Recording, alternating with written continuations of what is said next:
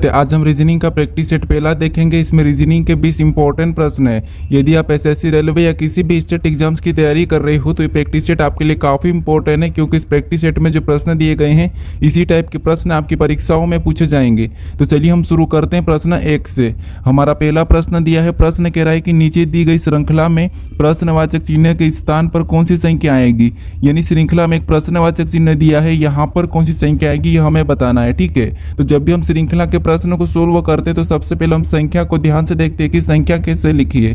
जैसे यहाँ पर देखिए 136 के बाद 204 लिखा है, 204 के बाद 306 लिखा है, 306 के बाद 459 लिखा है। ये संख्या कैसे लिखी है, इन्हीं संख्या का पता करके हम क्या करेंगे, अगली संख्या को बताएंगे। तो सबसे पहले हम यहाँ पर पता करते हैं कि 136 से 204 कैसे लिखा है, यहाँ पर कितने का अंतर है। ठीक है, तो 136 से 204 यानी यहाँ पर कितना प्लस किया है, तो यहाँ पर 68 को प्लस किया है। फिर हम यहाँ पर देखेंगे 204 से 306 को देखेंगे तो यहाँ पर कितना प्लस हुआ है, तो यहाँ पर देखिए 204 से 306 यानी इसमें कितना प्लस किया है, तो यहाँ पर प्लस किया है 102 को प्लस किया है। फिर हम यहाँ पर देखेंगे 306 से 459 को देखेंगे तो यहाँ पर कितना प्लस हो रहा है, तो यहाँ पर देखिए 306 से 459 यानी यहाँ पर कितना प्लस किया है, तो यहाँ पर 153 को प्लस किया है। कितना 153। तो उसी तरीके से हम क्या करेंगे, यहाँ पर अगली संख्या को बताएंगे, लेकिन उससे पहले यहाँ पर हम पैटर्न को समझेंगे। ठीक है, जैसे यहाँ पर क्या था 136 था, लेकिन इसमें कितना प्लस किया, 68 प्लस किया। यानी 136 का आधा कितना होता है, 68 होता है, और 68 को यहाँ पर प्लस कर दिया। उसके बाद यहाँ पर क्या है 204 है, और 204 यानी कि यहाँ पर कितना प्लस किया 102, तो 204 का आधा किया और उसमें प्लस कर दिया। उसके बाद यहाँ पर देखिए 306, और 306 में कितना प्लस किया 153, तो 306 का आधा कितना होता है 153 होता है, तो उसी को वहाँ पर जोड़ दिया है। तो इसी तरीके से अगली संख्या हमें बताना, तो हम क्या करेंगे, यहाँ पर 459 का आधा करेंगे और उसमें जोड़ देंगे। ठीक है, तो 459 का आधा कितना हो जाएगा, तो 459 का आधा होगा 229.5 होगा। कितना होगा 229.5। तो इसे क्या करेंगे हम यहाँ पर 459 में जोड़ देंगे तो यहाँ पर कितने हो जाएंगे, यहाँ पर हो जाएंगे 688.5 हो जाएंगे। ठीक है, तो ये हमें ऑप्शन में देखना है। तो ऑप्शन में देखिए कहाँ पर है, तो ऑप्शन नंबर सी में दिया है, तो ऑप्शन नंबर सी हमारे यहाँ पर सही जवाब हो जाएगा। अब चलिए हम बढ़ते हैं प्रश्न 2 पे। अब दूसरे नंबर का प्रश्न दिया है। अब प्रश्न कह रहा है कि नीचे दिए गए विकल्पों में से संबंधित संख्या को चुनिए। यानी दोस्तों जिस प्रकार यहाँ पर 27,813 और 777 का संबंध जो आपस में, वही संबंध हमें यहाँ पर 45,303 का बताना है। ठीक है, तो ये हमारा एनालॉजी का प्रश्न है। मैं सबसे पहले यहाँ पर ये पता करना है कि 27,813 और 777 का आपस में क्या संबंध है, वही संबंध हमें यहाँ पर बताना है। ठीक है, अब कुछ स्टूडेंट क्या करते हैं, सबसे पहले जैसे यहाँ पर बड़ी संख्या, तो बड़ी संख्या का बड़ी संख्या से संबंध पता करते हैं, फिर यहाँ पर छोटी संख्या का छोटी संख्या से बताते हैं। ठीक है, लेकिन आपको ऐसा नहीं करना है। ठीक है, क्योंकि यहाँ पर देखिए जो आपको अनुपात दिया है, इसका मतलब ये होता है कि जो संख्या इनका दो का आपस में संबंध है, वही संबंध आपको यहाँ पर बताना। यहाँ पर क्यों बताना, क्योंकि हमें यहाँ पर समानुपात दे के पूछा है। ठीक है, तो समानुपात का मतलब ये होता है कि जो संबंध इन दोनों में है, वही संबंध फिर आपको यहाँ पर निकालना है। ठीक है, तो ये तरीका आपको यहाँ पर ऐसा नहीं करना है। ठीक है, तो अब देखिए जैसे अब यहाँ पर संख्या हमारे पास बड़ी संख्या, तो हम क्या करेंगे, यहाँ पर डिजिट का योग देखेंगे। ठीक है, तो देखिए जैसे यहाँ पर 2 और 7 को आपस में जोड़ेंगे तो 9, 9 में 8 को जोड़ेंगे तो 17, 17 में 1 को जोड़ेंगे तो यहाँ पर कितना हो जाएंगे 18, 18 में 3 को जोड़ेंगे तो यहाँ पर कितना हो रहा है, इनका योग कितना हो रहा है 21 हो रहा है। ठीक है, कितना हो रहा है 21 हो रहा है। फिर यहाँ पर आपस में जोड़ेंगे जैसे 7 और 7 14, 14 में 7 को जोड़ेंगे तो 21, यानी इसका भी योग कितना हो रहा है 21 हो रहा है। ये आपको यहाँ पर भी संबंध दिखा होगा, जैसे दोनों संख्या का जो संबंध है, इनका यहाँ पर डिजिट योग कितना आ रहा है 21 21 आ रहा है। तो यहाँ पर भी हम क्या करेंगे, यहाँ पर संख्या बताने के क्या करेंगे, सबसे पहले इसका डिजिट योग देखेंगे। ठीक है, तो जैसे यहाँ पर 4 और 5 को जोड़ेंगे तो कितने हो जाएंगे 9, 9 में 3 को जोड़ेंगे तो 12, 12 में 0 को जोड़ेंगे 12 ही, उसके बाद 12 में 3 को जोड़ेंगे तो यहाँ पर कितने हो जाएंगे 15, यानी इसका योग कितना आ रहा है, तो यहाँ पर इसका योग आ रहा है 15। ठीक है, तो यहाँ पर जो प्रश्नवाचक चिन्ह दिया है, यहाँ पर भी वही संख्या होगी जिसका योग क्या होना चाहिए 15 होना चाहिए। ठीक है, तो ये हम क्या करेंगे अभी ऑप्शन में देखेंगे। तो ऑप्शन में देखिए जैसे यहाँ पर देखेंगे 15 किसका आ रहा है, तो ऑप्शन हमारे यहाँ पर देखिए ऑप्शन नंबर 1 का आ रहा है, क्योंकि यहाँ पर 4 6 5 को जोड़ेंगे तो यहाँ पर कितने हो जाएंगे 15 हो जाएंगे, यानी जो प्रश्नवाचक चिन्ह दिया है यहाँ पर क्या होना चाहिए 465 होना चाहिए। ठीक है, तो ऑप्शन नंबर हमारा यहाँ पर ए वाला सही जवाब हो जाएगा। अब चलिए हम बढ़ते हैं प्रश्न 3 पे। अब तीसरे नंबर का प्रश्न दिया है। अब प्रश्न कह रहा है कि यदि नीट बराबर 3409 लिखा गया है तो लर्न बराबर क्या होगा, ये प्रश्न पूछा है। ठीक है, तो ये हमारा कोडिंग डिकोडिंग का प्रश्न है। अब देखिए जब भी आपको कोडिंग डिकोडिंग प्रश्न में जैसे लेटर से अंकों में दिया जाता है, तो उस कंडीशन में आपको क्या करना है, उन लेटर को अंकों में सबसे पहले तो लिखना है। ठीक है, जैसे यहाँ पर देखिए एन हमारा एबीसीडी में कितने नंबर पे आता है, तो एन हमारा एबीसीडी में 14 नंबर पे आता है। ठीक है, उसके बाद यहाँ पर ई दिया और ई हमारे ABCD में कितने नंबर पे आता है, तो ई हमारा 5 नंबर पे आता है। फिर हमें यहाँ पर ए दिया तो ए हमारे ABCD में कितने नंबर पे आता है, तो ए हमारा 1 नंबर पे आता है। फिर हमें यहाँ पर टी दिया और टी हमारे ABCD में कितने नंबर पे आता है, तो टी हमारा 20 नंबर पे आता है। ठीक है, ऐसा लिखना है। फिर उसके बाद हमें देखना है कि यहाँ पर जो 3409 लिखा है वो हमें यहाँ पर कोड बनाना है। यहाँ पर 14 है, 5 है, 1 है, 20 है, तो हमें क्या करना है, यहाँ पर 3409 बनाना है। तो अब हम क्या कर सकते हैं, अगर हम यहाँ पर देखिए एक एक हम यहाँ पर माइनस कर देते, जैसे 14 में से 1 को माइनस करेंगे तो यहाँ पर कितने बचेंगे, 13 बचेंगे। ठीक है, इसमें से 1 माइनस करेंगे तो 5 में से 1 माइनस करेंगे तो कितने बचेंगे, तो यहाँ पर 4 बचेंगे। उसके बाद यहाँ पर 1 में से 1 को ही माइनस कर देंगे तो यहाँ पर कितने 0 हो जाएंगे। फिर हम 20 में से 1 को माइनस करेंगे तो यहाँ पर कितने हो जाएंगे, 19 हो जाएंगे। ठीक है, अब देखिए इसके बाद हम क्या करना, हमें 3409 पता करना है। ठीक है, तो अगर हम 3 का इकाई अंक लेते हैं यानी कि 13 का इकाई अंक लेंगे तो यहाँ पर कितना हो जाएंगे, 3 हो जाएंगे। 4 का तो 4 ही रहेगा। ठीक है, उसके बाद 0 का भी 0 ही रहेगा। उसके बाद 19 का इकाई अंक क्या रहेगा, 9 हो जाएगा। ठीक है, तो यहाँ पर हमारा क्या बन चुका है, 3409 बन चुका है और ये यहाँ पर लिखा है। ठीक है, तो इसी तरीके से हम क्या करेंगे, लर्न का बताएंगे। सबसे पहले क्या करेंगे, यहाँ पर इनको अंकों में लिखेंगे। जैसे अब एल हमारा ABCD में कितने नंबर पे आता है, तो एल हमारा 12 नंबर पे आता है। उसके बाद यहाँ पर ई दिया तो ई हमारे ABCD में कितने नंबर पे, 5 नंबर पे आता है। फिर यहाँ पर ए दिया और ए हमारे ABCD में कितने नंबर पे, 1 नंबर पे आता है। फिर हमें यहाँ पर आर दिया और आर हमारे ABCD में कितने नंबर पे, 18 नंबर पे आता है। फिर हमें एन दिया और एन हमारे ABCD में कितने नंबर पे, 14 नंबर पे आता है। ठीक है, फिर इसके बाद हमें क्या करना है, जैसा हमने यहाँ पर 1 माइनस किया है तो यहाँ पर भी हम 1 माइनस कर लेंगे। जैसे 12 में से 1 को माइनस करेंगे तो यहाँ पर कितने हो जाएंगे, 11 हो जाएंगे। फिर हम यहाँ पर 5 में से 1 को माइनस करेंगे तो यहाँ पर कितने, 4। फिर हम 1 में से 1 को माइनस करेंगे तो यहाँ पर कितना, 0। और 18 में से 1 को माइनस करेंगे तो यहाँ पर कितने, 17। फिर यहाँ पर 14 में से 1 को माइनस करेंगे तो यहाँ पर कितने, 13। इसके बाद हम क्या करेंगे, यहाँ पर इनके इकाई अंक को लिखेंगे। ठीक है, जैसे यहाँ पर देखिए 11 का इकाई अंक कितना होगा, तो 11 का इकाई अंक 1। ठीक है, 4 का तो 4 ही रहेगा। उसके बाद यहाँ पर 0 का भी 0 ही रहेगा। 17 का इकाई अंक 7। उसके बाद 13 का इकाई अंक 3। ठीक है, तो ये हमें ऑप्शन में देखना है कि यहाँ पर 14,073 कहाँ पर है। तो हमें ऑप्शन नंबर सी में दिया है, तो ऑप्शन नंबर सी हमारा यहाँ पर सही जवाब होगा। ठीक है, तो आपको इन सभी प्रश्नों को साथ ही साथ सोल्व करते हुए भी चलना है। ठीक है, तो अब चलिए हम बढ़ते हैं प्रश्न 4 पे। अब 4 नंबर का प्रश्न दिया है। अब प्रश्न कह रहा है कि नीचे दिए गए शब्दों के लिए कौन सा वेन आरेख सबसे अच्छा प्रतिनिधित्व करता है। यानी हमें यहाँ पर 3 शब्द दिए, फूल दिया है, तना दिया और जड़ दिया है। इसका वेन आरेख कैसा बनेगा, ये प्रश्न पूछा है। ठीक है, तो देखिए जब भी आपको वेन आरेख के प्रश्नों को सोल्व करना है तो सबसे पहले आपको क्या करना है, इन 3 शब्दों को ध्यान से देखना है। ठीक है, जिससे क्या दिया है, हमें फूल दिया है, तना दिया है और जड़ दिया है। ठीक है, तो आपको ये पता होना चाहिए कि जो आपने तीनों शब्दों को ध्यान से देख रहे हो, क्या उन तीनों शब्दों को आप पहचानते हो, क्या जानते हो। अगर आपको हाँ पता है कि हाँ मैं फूल का मतलब समझता हूँ, तना का मतलब समझता हूँ और जड़ का मतलब समझता हूँ, तो फिर आपको क्या करना, फिर एक एक शब्दों का डायग्राम बनाना है। ठीक है, जैसे यहाँ पर हम क्या करेंगे, सबसे पहले फूल का डायग्राम बनाएंगे। तो ये हमने किसका डायग्राम बना लिया, फूल का डायग्राम बना लिया। ठीक है, उसके बाद अब हम क्या करेंगे, यहाँ पर दूसरे शब्द का बनाएंगे। जैसे दूसरा शब्द में यहाँ पर क्या दिया है, तना दिया है।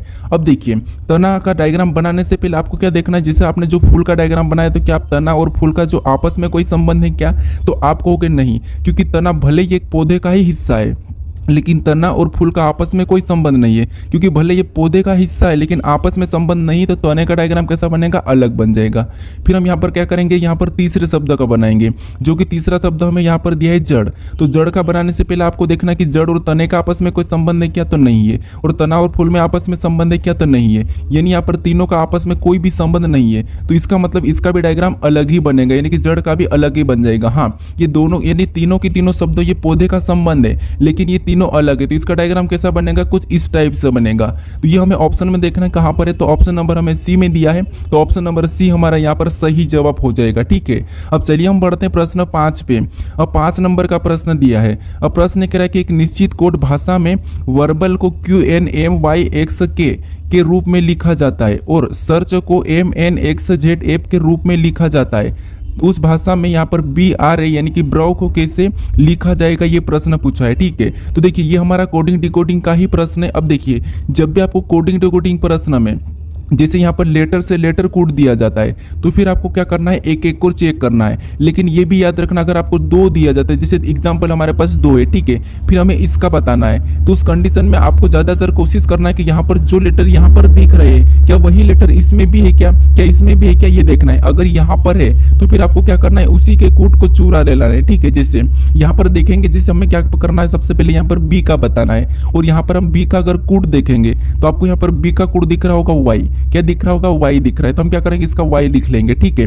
उसके बाद यहाँ पर हमें किसका बनाना है, आर का बताना है, ठीक है। और यहाँ पर आर का कोड देखेंगे तो यहाँ पर हमें आर का कोड क्या देखने को मिल रहा है, तो यहाँ पर हमें एम देखने को मिल रहा है। और यहाँ पर नीचे भी देख लेंगे तो नीचे भी एम देखने को मिल रहा है, इसका मतलब यहाँ पर इसका क्या हो जाएगा, एम हो जाएगा, ठीक है।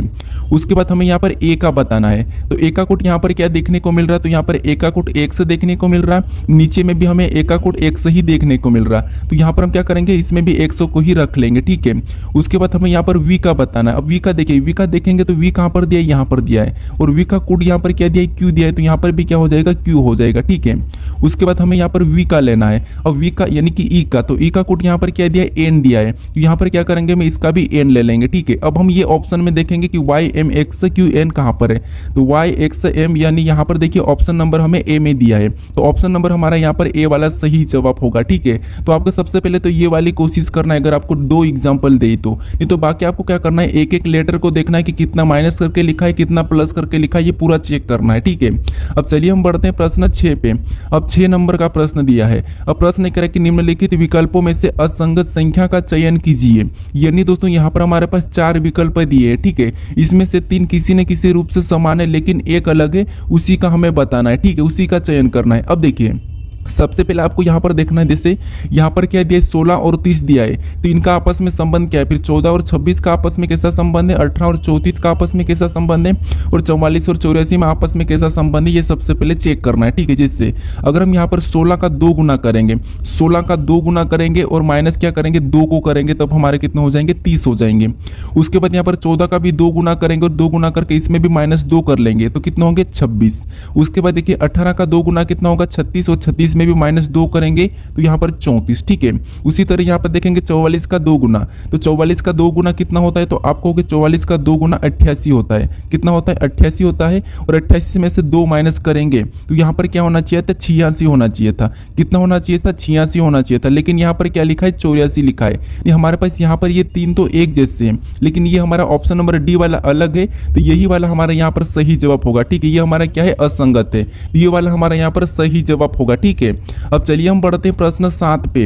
अब 7 नंबर का प्रश्न दिया है। अब प्रश्न कह रहा है कि यदि दी गई शीट को मोड़कर एक घन का आकार दिया जाता है तो विकल्पों में से कौन सी आकृति संभव नहीं है। यानी ये हमारे पास एक खुला पासा दिया है, इसको कौन सा यहाँ पर मोड़कर बनाएंगे कि यहाँ पर संभव नहीं है, ये प्रश्न पूछ रहा है, ठीक है। ये कौन सा विकल्प इसे हम मोड़कर नहीं बना सकते, ये प्रश्न पूछ रहा है। तो देखिए सबसे पहले आपको क्या करना है, जो हमारे पास खुला पासा है उसमें विपरीत निकालना है, ठीक है। जैसे यहाँ पर विपरीत कैसे निकालेंगे, तो एक छोड़ के एक चलेंगे, जैसे एम का विपरीत क्या हो जाएगा, एंड हो जाएगा, ठीक है। तो यहाँ पर हम लिख लेंगे एम का विपरीत क्या हो गया, तो एम का विपरीत हो गया हमारा एंड, ठीक है, क्या हो गया, एंड। उसके बाद हम यहाँ पर देखेंगे और विपरीत, जैसे यहाँ पर देखिए डब्ल्यू का विपरीत क्या हो जाएगा, एन, तो यहाँ पर हम लिख लेंगे डब्ल्यू का विपरीत क्या है, तो एन है, ठीक है, ये क्या है, एन है। उसके बाद और देखेंगे तो यहाँ पर हमारा क्या है, टी के विपरीत क्या हो जाएगा, के हो जाएगा, ठीक है। तो टी के विपरीत क्या हो गया, तो टी के विपरीत हमारा के हो गया। अब देखिए हमें यहाँ पर प्रश्न करा है कि संभव नहीं है, इसका मतलब ये है कि संभव नहीं है, इसका मतलब ये है कि दोनों विपरीत एक साथ दिखाई देंगे, ठीक है, वो नहीं बनाया जा सकता। आपको पता है पासे पे, या तो आपको पता है जैसे ये जो विपरीत है, ठीक है, तो ये दोनों में से एक दिखाई देता है और एक नहीं दिखाई देता, ये आपको पता है। पासे में क्या होता है, एक विपरीत नहीं दिखाई देता, जो हमेशा पासे में किसी का विपरीत नहीं दिखाई देता, ठीक है। तो यहाँ पर हमें कह रहा है कि संभव नहीं है, तो संभव नहीं है इसका मतलब ये है कि विपरीत दोनों एक साथ दिखाई देंगे, ठीक है। तो यहाँ पर देखेंगे जैसे यहाँ पर डब्ल्यू, और डब्ल्यू का विपरीत एन है, एन तो नहीं दिखाई दे रहा, यहाँ पर एंड दिया है, एंड का एम है, ये भी नहीं दिखाई दे रहा, यहाँ पर टी दिया है, टे का के है, तो ये भी नहीं दिखाई दे रहा, मतलब ये तो हमारा बन रहा है, ठीक है। उसके बाद यहाँ पर देखिए एम दिया है, एम का क्या है, एंड है, ये भी नहीं दिखाई दे रहा। यहाँ पर के दिया है, के का टी है, तो ये भी नहीं दिखाई दे रहा। एन का डब्ल्यू है, तो ये भी नहीं दिखाई दे रहा, ये भी बन रहा है। उसके बाद यहाँ पर एन दिया है और एन का यहाँ पर क्या है, डब्ल्यू है, तो ये भी नहीं दिखाई दे रहा है। एन का यहाँ पर एम है, वो भी नहीं दिखाई दे रहा, टी का के है, तो ये भी नहीं दिखाई दे रहा, ये भी बन रहा है। उसके बाद यहाँ पर देखिए हमारे पास एंड और एम, एंड और एम हमारे पास यहाँ पर एक साथ दिखाई दे रहे हैं, तो ये संभव नहीं है, इसको हम यहाँ पर नहीं बनाया जा सकता है, तो इसीलिए ऑप्शन नंबर हमारा यहाँ पर डी वाला सही जवाब होगा, ठीक है। बाकी यहाँ पर संभव है, ये हमारा ऑप्शन नंबर डी वाला संभव नहीं है, तो ऑप्शन नंबर डी हमारे यहाँ पर सही जवाब हो जाएगा। अब चलिए हम बढ़ते हैं प्रश्न 8 पे। अब 8वें नंबर का प्रश्न दिया है। अब प्रश्न कह रहा है कि एक्स और वाई भाई है, आर वाई का पिता है, टी एस की एकमात्र बहन है और एस एक्स का मामा है, टी आर से किस प्रकार संबंधित है, ये प्रश्न पूछा है, ठीक है। तो ये हमारा रक्त संबंध का प्रश्न है। यहाँ पर हम क्या करेंगे, प्रश्न को थोड़ा थोड़ा पढ़ेंगे और प्रश्न को सोल्व करेंगे, ठीक है। जिसे प्रश्न कह रहा है कि एक्स और वाई भाई है, तो यहाँ पर हम सबसे पहले बनाएंगे एक्स और वाई को भाई बनाएंगे, ठीक ठीक है। ये x और y ये क्या है, भाई है, तो यहाँ पर हम क्या करेंगे, प्लस का चिन्ह लगा लेंगे। उसके बाद आगे प्रश्न करें कि r y का पिता है। r क्या है, तो r y का पिता है, तो r को हम क्या करेंगे, ऊपर की ओर लिखेंगे, ठीक है। अब ये पिता है तो यहाँ पर हम क्या करेंगे, प्लस का चिन्ह लगा देंगे। आगे प्रश्न करें कि t h की एकमात्र बहन है, लेकिन यहाँ पर हम t को नहीं बना सकते, तो आगे पढ़ेंगे तो आगे कह रहा है कि और s x का मामा है। s क्या है, तो x का मामा है, ठीक है। s x का मामा है, यानी यहाँ पर इस x का मामा कौन है, s है, ठीक है। यहाँ पर s कौन है, इसका मामा है। अब ये x का मामा है, यानी यहाँ पर ऊपर कह रहा था कि t s की एकमात्र बहन है, यानी इसकी बहन कौन है, t है, ठीक है। ये कौन है, एकमात्र बहन है। अब एकमात्र बहन है, इसका मतलब ये हुआ कि ये इसकी माता हुई, किसकी, x की माता हो गई। ये ऊपर वाले r और t आपस में पति पत्नी है, ठीक है। अब आगे प्रश्न कह रहा है कि t r से किस प्रकार संबंधित है। यहाँ पर काफी सारे स्टूडेंट गलती करते हैं, ठीक है। जिससे यहाँ पर जहां पर भी से लगा वहां से आपको क्या करना है, उल्टा बताना, ठीक है। यहाँ पर r का t क्या लगेगा, तो यहाँ पर देखिए यहाँ पर r है और यहाँ पर t है, तो r का t क्या लगेगा, तो आपको यहाँ पर r का t यानी कि पत्नी लगेगी, ठीक है। तो ऑप्शन हमारे यहाँ पर कौन सा वाला सही हो जाएगा, ऑप्शन नंबर बी वाला यहाँ पर सही हो जाएगा, ठीक है। अब चलिए हम बढ़ते हैं प्रश्न 9 पे। अब 9 नंबर का प्रश्न दिया है। अब प्रश्न कह रहा है कि नीचे दी गई आकृति का सही दर्पण प्रतिबिंब चुने जब दर्पण को एमएन रेखा पर रखा जाए। नहीं, हमारे पास यहाँ पर आकृति में कुछ लेटर दिए हैं, इसका एमएन रेखा प्रतिबिंब कैसा बनेगा ये प्रश्न पूछा है, ठीक है। तो यहाँ पर देखिए एमएन रेखा प्रतिबिंब कहाँ पर है, तो यहाँ पर एमएन रेखा नीचे की ओर है, यानी इसकी आकृति नीचे की ओर कैसे बनेगी ये प्रश्न पूछा है, ठीक है। तो यहाँ पर आपको क्या करना है, जब भी आपको लेटर दिया जाता है तो उस कंडीशन में आपको क्या करना है, यहाँ पर एक एक लेटर को देखना है और गलती निकालना है, ठीक है। जैसे सबसे पहले यहाँ पर हम पी को देख लेते हैं, तो पी नीचे की ओर झुकेगा तो कैसा दिखाई देगा, तो पी हमारा इस टाइप का दिखाई देगा, बी की तरह है। तो ये हमें ऑप्शन में देखना है कि कहां पर दिखाई दे रहा है, तो हमें केवल ऑप्शन नंबर ए में दिखाई दे रहा है, तो यही वाला हमारा यहाँ पर सही जवाब होगा, ठीक है। कौन सा हो जाएगा, ऑप्शन नंबर ए वाला, क्योंकि यहाँ पर हमारे पास बी में नहीं दिखाई दे रहा है, ऑप्शन नंबर सी में भी नहीं दिखाई दे रहा है, ऑप्शन नंबर डी में भी नहीं दिखाई दे रहा है, तो केवल हमारा यहाँ पर ऑप्शन नंबर ए वाला सही जवाब होगा। यहाँ पर हमें पूरा भी चेक करने की जरूरत नहीं है, ठीक है। अब चलिए हम बढ़ते हैं प्रश्न 10 पे। अब 10 नंबर का प्रश्न दिया है। अब प्रश्न कह रहा है कि नीचे दिए गए विकल्पों में से संबंधित शब्दों को चुनिए, यानी जिस प्रकार यहाँ पर सुई का संबंध दर्जी से है उसी प्रकार हमें यहाँ पर पेन का बताना है, ठीक है। तो ये भी हमारा एनोलॉजी का ही प्रश्न है। हमें सबसे पहले यहाँ पर ये पता करना है कि सुई का संबंध दर्जी से कैसे, फिर हम उसी प्रकार पेन का बताएंगे, ठीक है। तो यहाँ पर देखिए जो सुई दी है, सुई का संबंध किससे, दर्जी से दिया है, ठीक है। यानी सुई किसके पास रहती है, दर्जी के पास रहती है।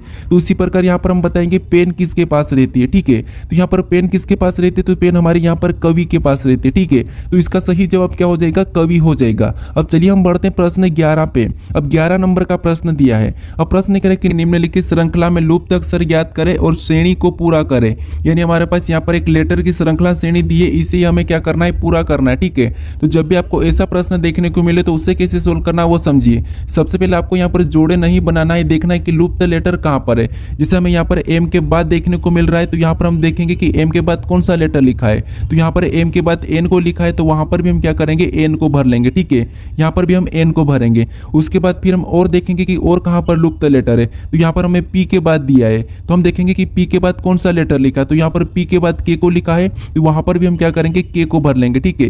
यहाँ पर भी हम पी के बाद के को भरेंगे। उसके बाद फिर हम और देखेंगे कि और कहाँ पर लुप्त लेटर है, तो हमें यहाँ पर के बाद दिया है, तो हम देखेंगे कि के बाद कौन सा लेटर है, तो यहाँ पर के बाद टी दिया है, तो वहां पर भी हम क्या करेंगे, टी को भर लेंगे, ठीक है। यहाँ पर भी हम क्या करेंगे, टी को भर देंगे। उसके बाद फिर हम और देखेंगे तो और हमें यहाँ पर टी के बाद दिया है, तो टी के बाद कौन सा लेटर लिखा है, तो यहाँ पर टी के बाद आर लिखा है, तो वहां पर भी हम क्या करेंगे, आर को भर लेंगे, ठीक है। अब हमने कौन कौन से लेटर को भरा ये देखेंगे। तो सबसे पहले हमने एन को भरा है, फिर हमने के को भरा है, फिर हमने टी को भरा है, फिर हमने आर को भरा है। तो ये हमें ऑप्शन में देखना है, ठीक है। तो ऑप्शन नंबर हमें यहाँ पर ए में दिया है, तो ऑप्शन नंबर ए हमारे यहाँ पर सही जवाब हो जाएगा, ठीक है। अब चलिए हम बढ़ते हैं प्रश्न 12 पे।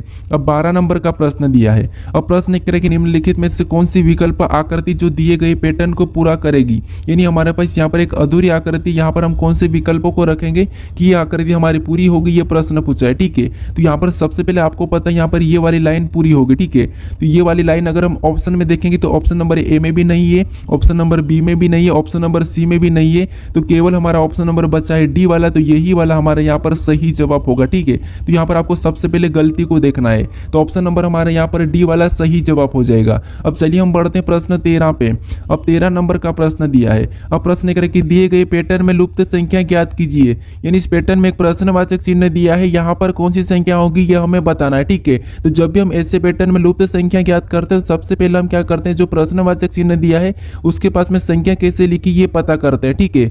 जैसे यहाँ पर 225 कैसे लिखा है और यहाँ पर 121 कैसे लिखा है, ये सबसे पहले तो हम पता करेंगे, ठीक है। तो यहाँ पर ऊपर देखिए हमें क्या दिया है, 25 दिया है और यहाँ पर 36 दिया है। यहाँ पर देखिए 25 क्या है, तो ये 25 हमारा 5 का वर्ग है, 36 क्या है तो 36 हमारा 6 का वर्ग है। अगर हम इनको आपस में जोड़ देते तो जोड़ने पर यहाँ पर कितने हो जाएंगे, 11 हो जाएंगे, ठीक है। और यहाँ पर देखिए 11 का वर्ग 121 लिखा है। उसी तरह आगे देखेंगे तो यहाँ पर 49 दिया है, यानी कि 49 क्या है तो ये 7 का वर्ग है। और यहाँ पर 64 दिया और 64 क्या है तो ये 8 का वर्ग है। और इनको भी हम आपस में जोड़ देंगे तो यहाँ पर कितने हो जाएंगे, 15 हो जाएंगे, ठीक है। और यहाँ पर 15 का भी वर्ग 225 लिखा है। तो इसी तरीके से हम यहाँ पर क्या करेंगे, सबसे पहले देखिए जैसे 144 दिया है तो ये किसका वर्ग है, तो ये 12 का वर्ग है। और यहाँ पर 196 दिया है तो ये किसका वर्ग है, तो ये 14 का वर्ग है। अब हम क्या करेंगे, यहाँ पर इनको आपस में जोड़ देंगे। तो इनको आपस में जोड़ देंगे तो यहाँ पर कितने हो जाएंगे, 26 हो जाएंगे, ठीक है। तो यहाँ पर हम क्या करेंगे, 26 का वर्ग कर लेंगे। तो जो प्रश्नवाचक चिन्ह है यहाँ पर कौन सी संख्या हो जाएगी, तो यहाँ पर हो जाएगी 676, क्योंकि 26 का वर्ग होता है 676।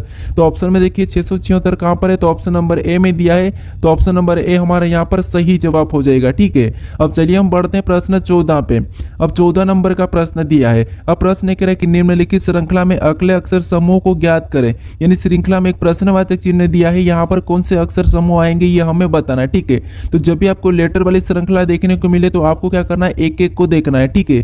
जैसे यहाँ पर देखिए आर के बाद पी लिखा है तो यहाँ पर कितना माइनस किया है, 2 माइनस करके लिखा है। फिर यहाँ पर पी के बाद एन लिखा है तो यहाँ पर कितना माइनस किया है, तो यहाँ पर भी 2 माइनस करके लिखा है। फिर यहाँ पर एन के बाद ए लिखा है तो यहाँ पर कितना माइनस किया है, तो यहाँ पर भी 2 माइनस करके लिखा है। तो हमें यहाँ पर अगला बताना, तो यहाँ पर हम क्या करेंगे, यहाँ पर भी हम 2 माइनस कर लेंगे। तो एल में से 2 को माइनस करेंगे तो यहाँ पर क्या हो जाएगा, जे हो जाएगा, ठीक है। अब हम दूसरे लेटर को देखेंगे। जैसे दूसरा लेटर में यहाँ पर टी दिया और टी से यहाँ पर वी लिखा है, मतलब यहाँ पर क्या किया है, तो यहाँ पर 2 प्लस किया है। फिर हम यहाँ पर वी से देखेंगे तो यहाँ पर एक्स से लिखा है, तो यहाँ पर क्या किया है, तो यहाँ पर भी 2 को प्लस किया है। फिर यहाँ पर एक्स से देखेंगे जेड को, तो यहाँ पर क्या किया, तो यहाँ पर भी 2 को प्लस किया है। तो हमें अगला बताना, तो यहाँ पर हम क्या करेंगे, यहाँ पर भी हम 2 को प्लस कर लेंगे। तो जेड में 2 को प्लस करेंगे तो यहाँ पर क्या हो जाएगा, बी हो जाएगा, ठीक है। अब हम यहाँ पर तीसरे लेटर को देखेंगे, जो कि तीसरा लेटर दिया है ई से यहाँ पर सी लिखा है, यानी यहाँ पर कितना माइनस किया है, तो यहाँ पर भी 2 माइनस किया है। फिर यहाँ पर सी के बाद क्या लिखा है, ए लिखा है, तो यहाँ पर कितना माइनस किया, तो यहाँ पर भी 2 माइनस किया है। फिर एक के बाद यहाँ पर वाई लिखा है, तो यहाँ पर कितना माइनस किया है, तो यहाँ पर भी 2 माइनस किया है। तो अगला बताने के लिए हम क्या करेंगे, यहाँ पर भी 2 माइनस कर लेंगे। तो वाई में से 2 माइनस करेंगे तो यहाँ पर क्या हो जाएगा, डब्ल्यू हो जाएगा, ठीक है। तो ये हमें ऑप्शन में देखना है कि जे बी डब्ल्यू कहाँ पर है। तो ऑप्शन नंबर बी में दिया है, तो ऑप्शन नंबर बी हमारा यहाँ पर सही जवाब हो जाएगा। अब चलिए हम बढ़ते हैं प्रश्न 15 पे। अब 15 नंबर का प्रश्न दिया है, यहाँ पर हमें कथन दिया है और यहाँ पर हमें निष्कर्ष दिया है। तो जो कथन दिया है इसके बारे में निष्कर्ष क्या कह रहा है हमें ये बताना, ठीक है। तो हमें यहाँ पर कथन को समझना है और कथन को हमें सत्य मानना है, ठीक है। तो जैसे हमें यहाँ पर कथन कह रहा है कि सभी तालाब पुल है, तो यहाँ पर कथन क्या कह रहा है कि सभी तालाब क्या है, पुल है। तो यहाँ पर डायग्राम कैसा बना लेंगे हम, यहाँ पर सभी तालाब पुल है तो यहाँ पर पुल बाहर से बन जाएगा, ठीक है। ये सभी की सभी तालाब क्या है, पुल है। अब हम यहाँ पर क्या करेंगे, दूसरे कथन को पढ़ेंगे। तो दूसरा कथन कह रहा है कि कुछ कुएं तालाब है, यानी यहाँ पर देखिए कुछ कुएं क्या है, तो कुछ कुएं तालाब है। तो इसका डायग्राम कैसा बनेगा, ऐसा वाला बनेगा। उसके बाद यहाँ पर देखेंगे कि इसके बारे में निष्कर्ष क्या कह रहा है। तो निष्कर्ष कह रहा है कि कुछ तालाब कुएं नहीं है, लेकिन यहाँ पर तो हमें कुछ तालाब कुएं दिख रही है, तो ये तो हमें गलत कह रहा है, ठीक है। फिर हमें यहाँ पर दूसरा कह रहा है कि कुछ कुएं पुल है, तो ये बात सही, यहाँ पर कुछ कुएं क्या है, पुल है। तो यहाँ पर ये हमारा दूसरे वाला सही कह रहा है। हम तीसरे को देखेंगे तो यहाँ पर सभी पुल कुएं, क्या आपको यहाँ पर सभी पुल कुएं दिख रहे हैं क्या, तो नहीं दिख रहे। तो ये तीसरा भी हमें गलत कह रहा है। तो केवल हमारे यहाँ पर दूसरा वाला निष्कर्ष अनुसरण करता है, ठीक है। तो ऑप्शन हमारे यहाँ पर ए वाला सही जवाब हो जाएगा, ठीक है। अब चलिए हम बढ़ते हैं प्रश्न 16 पे। अब 16 नंबर का प्रश्न दिया है। अब प्रश्न करें कि दी गई आकृति में कितने त्रिभुज है, यानी इस आकृति में कितने त्रिभुज है ये हमें बताना, ठीक है। तो देखिए जब भी आपको ऐसी आकृति मिले तो सबसे पहले आपको क्या करना है, यहाँ पर कॉलम में संख्या लिखना है, ठीक है। जैसे यहाँ पर देखिए एक कॉलम तो एक, फिर ये हमारा दूसरा है, यहाँ पर ये तीसरा है, ये हमारा चौथा, ये हमारा पांचवा, ठीक है। ऐसा लिखने के बाद आपको क्या करना है, इन सभी को आपस में जोड़ देना है, ठीक है। क्या करना है, आपस में जोड़ देना है। तो इन सभी को आपस में जोड़ेंगे तो यहाँ पर कितने हो जाएंगे, 15 हो जाएंगे, ठीक है। तो इस आकृति में कितने त्रिभुज हो जाएंगे, 15 हो जाएंगे। तो ऑप्शन में देखिए 15 कहाँ पर है, तो ऑप्शन नंबर डी में दिया है। तो ऑप्शन नंबर डी हमारे यहाँ पर सही जवाब होगा, ठीक है। अगर मान लीजिए आपको और यहाँ से आधा हिस्सा इधर से मिल जाए और आधा हिस्सा इधर भी मिल जाए, तो फिर आपको क्या करना है, तो फिर भी आपको कुछ भी नहीं करना है, वैसे ही लिखना है जैसे 1 और यहाँ पर 2, उसके बाद यहाँ पर भी 1 और यहाँ पर 2, और इनको भी क्या करना है, आपस में जोड़ लेना, ठीक है। प्रश्न में 17 दिया है। प्रश्न कह रहा है कि एक पंक्ति में 350 जानवर की संख्या है, उसमें से शेर का स्थान दाएं से 150वां है, तो बाएं से स्थान ज्ञात करें। यानी हमारे पास यहाँ पर कुल जानवर कितने हैं, तो यहाँ पर कुल जानवर हमारे पास 350 है, ठीक है। और हमें शेर का स्थान दाएं से कितना दिया है, 150वां दिया है, और हमें बाएं से पूछा है। तो हम क्या करेंगे, यहाँ पर दाएं का जो स्थान दिया है उससे घटा के क्या कर लेंगे, एक प्लस कर लेंगे। ठीक है, तो हमारा यहाँ पर बाएं का स्थान निकल जाएगा। तो यहाँ पर 350 में से 150 को घटाएंगे तो यहाँ पर कितने बचेंगे, 200 बचेंगे। ठीक है, और 200 में क्या करेंगे, यहाँ पर +1 कर लेंगे तो यहाँ पर शेर का बाएं से स्थान निकल जाएगा। ठीक है, तो यहाँ पर कितने हो जाएंगे, यहाँ पर हमारे हो जाएंगे 201। तो शेर का बाएं का स्थान कितना हो जाएगा, 201। तो ऑप्शन हमारा यहाँ पर कौन सा वाला सही होगा, ऑप्शन नंबर हमारे यहाँ पर बी वाला सही जवाब हो जाएगा। ठीक है, अब 18 नंबर का प्रश्न दिया है। अब प्रश्न कह रहा है कि निम्नलिखित समीकरण का मान क्या होगा यदि भागित का अर्थ है जोड़ और प्लस का अर्थ है घटाव और माइनस का अर्थ है गुणन और यहाँ पर गुणे का अर्थ है विभाजन।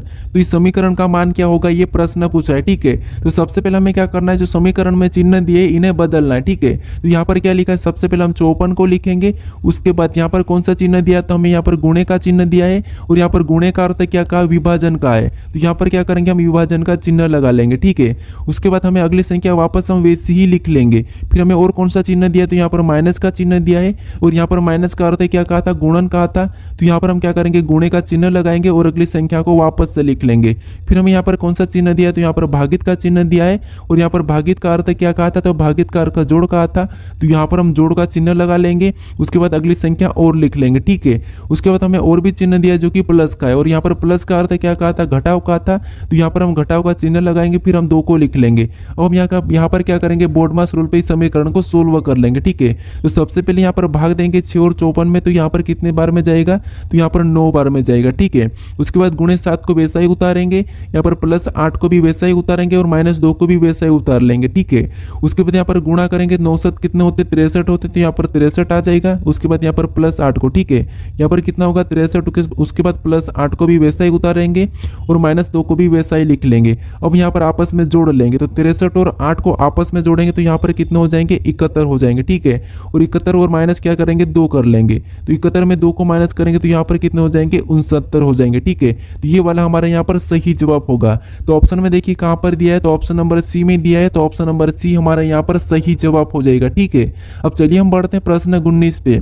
अब 19 नंबर का प्रश्न दिया है। अब प्रश्न करें कि दिए गए पैटर्न को मोड़ा और काटा जाता है तो खोलने पर कैसा दिखाई देगा, ये प्रश्न पूछा है। ठीक है, तो ये हमारा पेपर कटिंग फोल्डिंग का प्रश्न है। अब देखिए जो मैं यहाँ पर जो चिन्ह दिया इस तरफ अगर हम इस आकृति को मोड़ेंगे तो इसकी छाया कैसी बन जाएगी, तो यहाँ पर ये इस तरह छप जाएगा। ठीक है, यहाँ पर ऐसा छपेगा और यहाँ पर ये चिन्ह यहाँ पर वैसा इस तरफ लग जाएगा। उसके बाद यहाँ पर देखिए हमें डायरेक्शन ये वाली दी ऊपर वाली, यानी इस आकृति को हम इधर की ओर रखेंगे तो यहाँ पर ये ऐसा कैसा हो जाएगा, तो ये नीचे की ओर झुक जाएगा और इधर भी ये नीचे की ओर झुक जाएगा। ठीक है, और ये दोनों चिन्ह इनके पास में लग जाएंगे। ये हमें ऑप्शन में देखना है। तो ऑप्शन नंबर हमें कहाँ पर दिख रहा है, तो ऑप्शन नंबर हमें यहाँ पर बी में दिया है, तो ऑप्शन नंबर बी हमारे यहाँ पर सही जवाब हो जाएगा। ठीक है, अब चलिए हम बढ़ते हैं प्रश्न 20 पे।